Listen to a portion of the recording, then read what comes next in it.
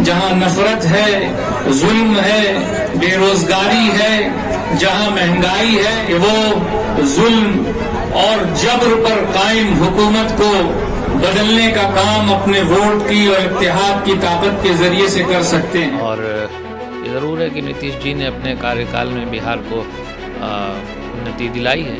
तो अभी जो जनता का मूड है वो ऐसा लगता है कि वो नौजवान कायद तेजस्वी यादव जी को चाहते हैं कि वो हमारे वज़ीर आला सीएम बने। इसलिए हम समझते हैं कि इस बार महागठबंधन का पलड़ा भारी रहे। तो ओवैसी की पार्टी को महागठबंधन में शामिल ना करना, दूसरी चीज़ें कि मुसलमानों की 18% आबादी होने के बावजूद भी ऑफिशियली अनाउंस नहीं किया गया कि डिप्टी सीएम कोई मुसलमान भी हो गया। तो इशारतन यही कहना चाहेंगे कि पतंगबाजी में लोगों को नहीं फंसना चाहिए। आम तौर पर बिहार स्टेट के अंदर हवा चल रही है, उससे ये लगता है कि लालटेन का पलड़ा जो है इन जगहों पर ज्यादा भारी। और अभी जबकि पूरे देश की सूरत हाल ये है कि हम एक ऐसे दौर से तारीख के गुजर रहे हैं जहां नफरत है, जुल्म है, बेरोजगारी है, जहां महंगाई है, जहां अत्याचार है, अन्याय है, नाइंसाफी है और दबे कुचलों को दबाने की पॉलिसीज हैं। ऐसे में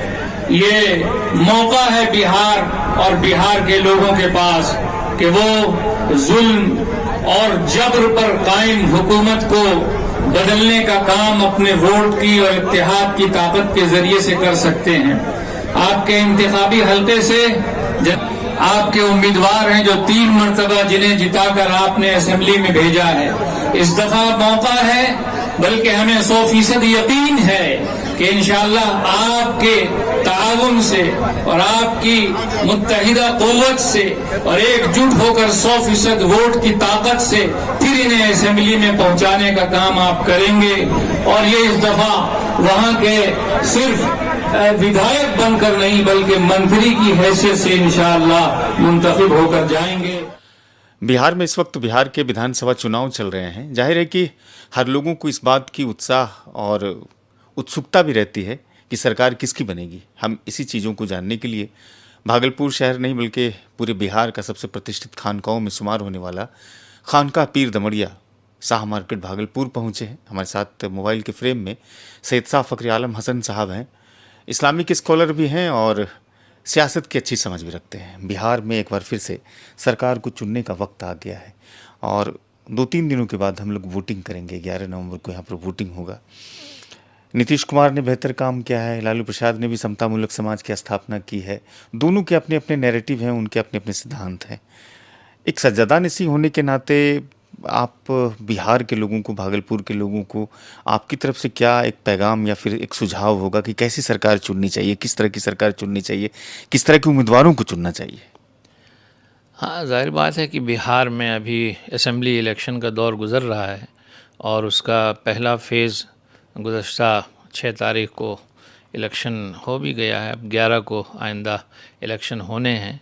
तो एक तो ये है कि मेरी जो मुलाकातें हो रही हैं, लोगों से मिलना जुलना हो रहा है और उनके अंदर की बात जो निकल के आ रही है, तो ऐसा महसूस होता है कि लोगों का भरोसा अब नौजवान क़यादत पर बढ़ता जा रहा है और वो तब्दीली भी चाहते हैं, बदलाव भी चाहते हैं। और ये ज़रूर है कि नीतीश जी ने अपने कार्यकाल में बिहार को उन्नति दिलाई है, लेकिन अभी वो इस स्थिति में नहीं लगते हैं कि जिस तरह उन्होंने पहले काम किया था। और कई मरतबा उनके साथ तेजस्वी यादव जी जिस वक्त जुड़े रहे थे और डिप्टी सीएम थे, तो उस वक्त काफ़ी काम हुआ, ख़ास तौर पर नौकरी नौजवानों को देने का काम किया गया।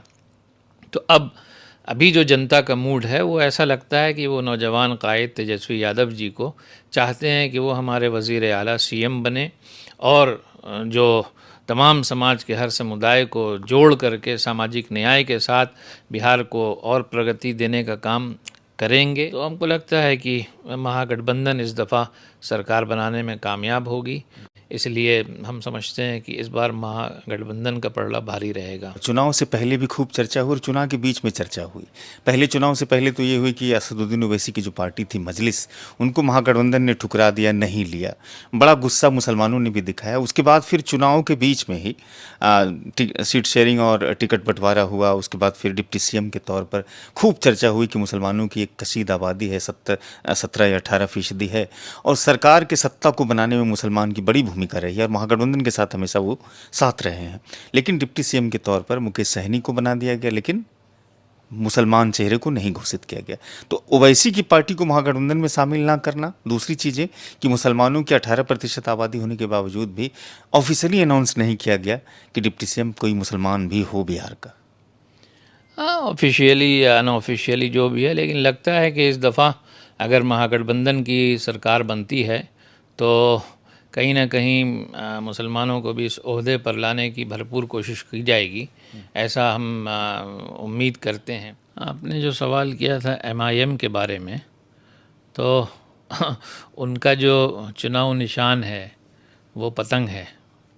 तो जाहिर है कि घर के बच्चों को, स्टूडेंट्स को ये बताया जाता है कि जो लोग पतंगबाजी में वक्त अपना ज़ाय करते हैं, उनको कहा जाता है कि पढ़ाई में वक्त लगाओ, तालीम में वक्त लगाओ, समाज सेवा में कामों में वक्त लगाओ। तो हम भी इशारतन यही कहना चाहेंगे कि पतंगबाजी में लोगों को नहीं फंसना चाहिए, बल्कि जो संजीदगी के साथ, शूर के साथ आपके वोट का नतीजा होने वाला है, उस पर निगाह डालिए और शूर के साथ सोचिए कि आप जिसे वोट दे रहे हैं वो ऐवान में जाके मजबूत आवाज़ ही नहीं बनेगा, बल्कि सरकार बनेगा, और वो फिर जो मसाइल हैं उसको हल करने का काम करेगा। अगर 2-4 सीटें आ जाती हैं तो फिर आपने पिछले इलेक्शन में देखा कि 5-5 लोग जो हैं वो दूसरे दल में शामिल हो गए। तो कहीं ऐसा ना हो कि उनकी हिमायत करके आप अपने वोट को कहीं ख़राब ना कर दें। एक आखिर में प्रश्न करना चाहेंगे, आपने देखा होगा या फिर आप देख रहे होंगे कि 10 या 9 सीटों पर इस तरह की फ्रेंडली फाइट भी हो रही है महागठबंधन के बीचों में। कहीं पर CPI खड़े हैं कांग्रेस के सामने, तो कहीं कांग्रेस राजद के सामने खड़े हैं। तो ये जो एक डैमेज है, ये जो नुकसान है, जो होने के संकेत हैं, इस पर क्या है मिजाज? और ख़ासतौर से जो मुस्लिम वोटर्स हैं वो पसोपेश में रहते हैं कि हम लैल्टेन को करें या फिर जो इंडिया अलायंस के और दल हैं वहाँ करें, कांग्रेस को करें, कहाँ करें। उनमें कहलगांव भी जीता जागता उदाहरण है बगल का। जी, ये तो जाहिर बात है कि एक ऐसा मुद्दा है, मुअम्मा है, जो वोटर्स को समझ में नहीं आ रहा है कि ये क्यों किया गया है। एक तरह का क्या इसके पीछे प्रयोग करने का एक मंशा है कि भाई अगर अकेले इलेक्शन में या फिर दो तरह के खाने अगर परोस दिए जाएं तो लोग किसको ज़्यादा पसंद करते हैं, इसका एक तजर्बा है। तो देखिए क्या होता है। लेकिन जो आम तौर पर बिहार स्टेट के अंदर हवा चल रही है, उससे ये लगता है कि लालटेन का पलड़ा जो है इन जगहों पर ज़्यादा भारी रहेगा। चलिए, बहुत बहुत शुक्रिया, आपने वक्त दिया सिटी टाइम्स को, इसके लिए आपका शुक्रिया। जी धन्यवाद। सैयद शाह फ़खरी आलम हसन को सुना आपने, जो खानकाह पीर दमड़िया के सजा नसी हैं और साथ ही वक्फ इनायत हुसैन 159 शाह मार्केट भागलपुर के मुतवल्ली भी हैं। इस वीडियो को लोगों तक पहुंचाइएगा, साथ में हमारे चैनल को भी सब्सक्राइब कीजिएगा। फेसबुक पर अगर वीडियो देखिएगा तो वहाँ पेज को फॉलो कीजिएगा, लाइक कीजिएगा। मुझे सुनने के लिए बहुत बहुत शुक्रिया। कैमरे के पीछे समी मेहनत कर रहे थे।